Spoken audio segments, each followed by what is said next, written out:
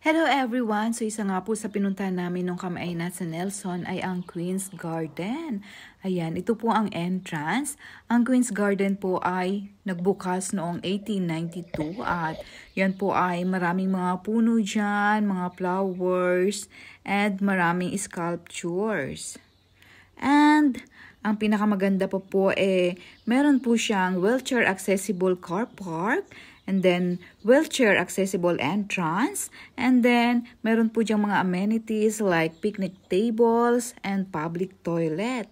And masayang-masaya po tayo kapag pupunta dyan, lalo na kasama ang ating mga anak, kasi po pwede po sila dyang maglaro at makita ang kagandahan ng park na yan. Syempre, kailangan po natin ng gabayan ang mga batang kasama natin. So, as you can see, ito pagpasok po namin ay pumunta po muna kami sa bandang kaliwa at ito nga po ang inyong makikita. So, meron dyang fountain sa gilid. Ayan, napakaganda. At kitang-kita niyo naman po napakalinis ng tubig. So, yan po yung Ferris wheel na fountain. So, kapag naglakad naman po tayo sa diretso po niyan ay may makikita po tayo maliit na bahay. At kung makikita nyo po marami pong ferns dyan at pagkalalaki po talaga. O diba? So kapag gusto po nating magmuni-muni, ma-relax, pumunta lang po tayo sa mga park dito sa bansang ito at tiyak po mag-i-enjoy tayo at ma-relax talaga. So ayan. So meron po dyang, may nakita ko dyang, ano tawag dito? Yang parang maliit na kubo-kubo, pero parang may nakaiwan ata ng towel like that. And then sa bandang kaliwa po niyan ay may bahay. O diba, maganda po dyan mag-selfie. So syempre hindi po tayo nakapag-selfie dyan kasi ako lang po ang sulong nagbibideo nito, kaya wala po tayong kasama. And hindi ko rin dala yung tripod ko ando sa bag. O diba, napakaganda at ang dami-dami pong swans. O diba, maamo po dito yung mga hayop. Kaya sobrang nakakatuwa po talaga. Kasi naman inaalagaan po talaga nila at iniingatan. So ayan, babalik na po tayo doon sa ating pinanggalingan kanina para maipakita ko naman po yung ibang bahagi nitong Queen's Garden na ito na matatagpuan sa Nelson. O diba? So ang Nelson po pala ay nasa South Island ng New Zealand. So ito po. So paglabas po natin, makikita na naman po natin yung pond na maraming swan. At meron po itong bridge. Papakita ko po sa inyo ulit. Pagkalalaki po talaga dito ng ferns tree. O, diba? Ayan po. O, mga ferns. O, fern people. May nakalagay dyan. Shady places. Like that. So, hindi na po natin natutukan ng camera. So, ang ganda-ganda po, no? Lalo na kapag umagang-umaga. Ay, kami nga pong naunang pumunta dyan as in. Kasi galing po kami sa camping site. And then, bago kami umuwi, sabi ko sa kanya, ipuntahan po namin yung ibang tourist attractions dyan sa Nelson. At nang ginugel ko nga po, ito po yung medyo malapit dun sa camping site namin. So, ayan, ang ganda-ganda po, no? O, talagang na-preserve po nila dito yung mga puno, mga halaman, saka napakaganda po talaga ng kapaligiran dito at napakalinis. So, ayan.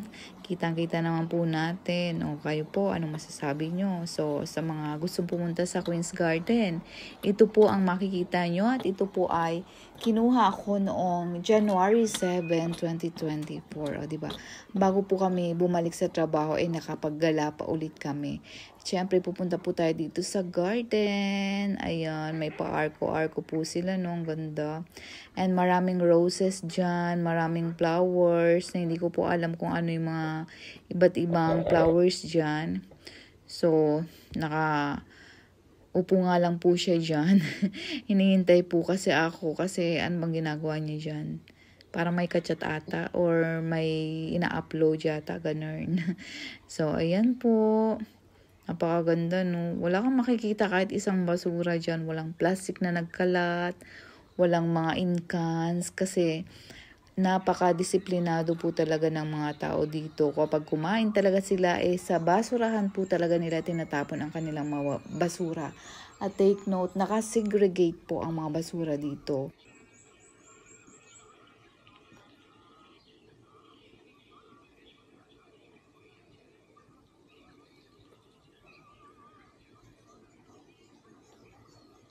Kita nyo naman, napakalawak at napakaganda talaga nitong garden na ito. At tara po, samahan nyo po ako magpatuloy para may pakita po sa inyo ang kagandahan ng Queen's Garden. So ito po ang mga roses. Ayan, pulang-pula po ano. At yung mga bulaklak po pala dito, kapag titingnan po natin, parang artificial ba? Kasi napakalaki. Tapos, ang ganda-ganda. Nakakatuwa talaga. Hindi ko na nga lang po na video ng malapitan yung ibang bulaklak kasi hindi ko na, nalampasan ko na po. So, yan po. Yung isa sa mga bulaklak dito yung mga roses. And, ayan, meron naman pong fountain dyan na malapit sa cafeteria. Ayan, may picnic table na kung saan pwedeng kumain ng mag-anak at enjoy ang view na nakikita. Diba, napakalinis. At wala pa talagang katao-tao niyan kasi kami yung nauna. And, ayan nga po, diba. So, kapag diniretso po natin yung daan na yan, makikita po natin yung public toilet. May public toilet na panlalaki at pambabae. And then sa kabilang side naman po ay makikita po natin yung may bridge po ulit doon. And then, may estatwa. And, ano bang meron ba doon? Yung parang Japanese garden. Yung ganon. So, ito po. Panoorin na lang po natin. Yan. Diba? Napakaganda talaga ng mga tanawin dito sa bansang ito. At isa nga po sa nagustuhan ko dito ay yung tahimik na lugar. Tapos, disiplinado yung mga tao. Tapos, wala pong mga marites dito. I mean, wala kayong makita sa mga kalye na umaga-umaga pa lang nagmamaritesan na.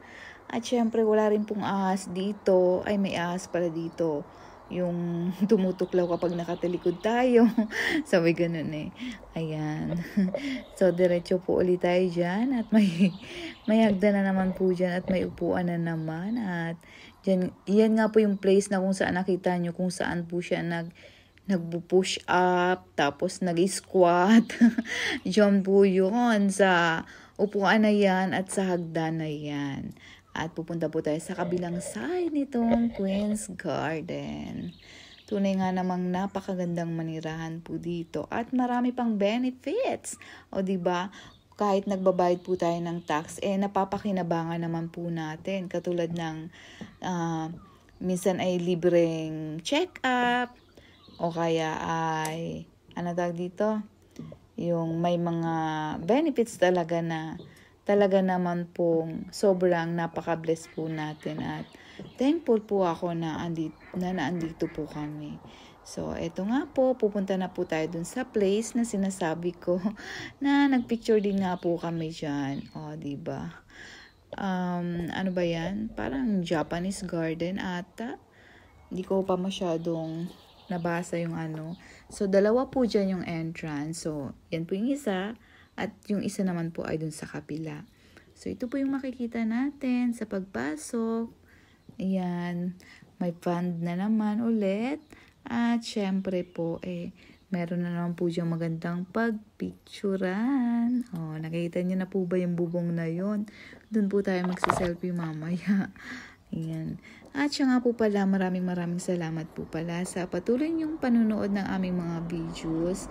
At patuloy na pagsuporta po sa amin kahit medyo late ko na po na-upload kasi lagi pong pagod at busy sa work. Pinapanood nyo pa rin po ang mga videos namin.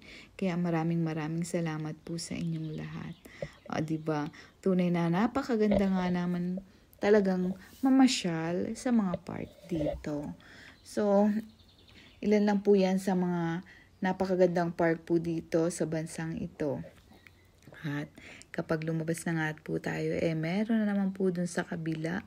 Hindi na nga po kami pumasok dyan. I mean, ako lang pala, hindi ko pa pala siya kasama dito that time. So, hindi po ako pumasok doon sa white na yan. Hindi ko alam kung ano. And natakot po ako. Kasi, syempre, solo lang ako. Hindi ko alam kung ano meron doon. So, hindi na po ako doon pumunta. O, diba? Napakalinis ng tubig. Talaga namang inaalagaan po nila. Wala tayong makikitang nakalutang ng mga basura. At sana naman po ay gayahin po natin ito. O, diba? So, maraming salamat po ulit sa patuloy na pagsuporta at ingat po kayo palagi. Ayan, malapit na pong matapos ang ating video at dito naman po tayo sa kabilang dadaan. Ayan.